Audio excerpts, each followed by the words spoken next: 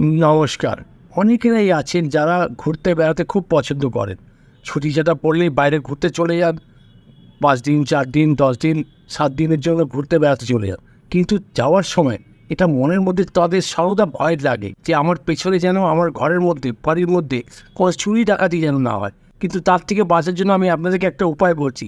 কী করবেন? একটা থালা নেবেন। একটা স্টিলের থালা হোক, তামার থালা হোক, যেটাই থালা হোক, সেটাকে দিয়ে আগে স্বাস্তিক চিহ্ন উপরে এঁকে দেবেন সাদা চন্দন দিয়ে। এঁকে একটা তামার পাত্র মানে গ্লাস হোক, ঘটি হোক, তার মধ্যে জল ভরবেন, তার মধ্যে একটু কালো তিল দেবেন, দিয়ে সেটাকে ওই স্বাস্তিক চিহ্ন যেখানে এঁকেছেন তাতে থালার উপরে রেখে দিন ঘটিটা, আর একটা ঢাকনা নিয়ে রেখে দিন।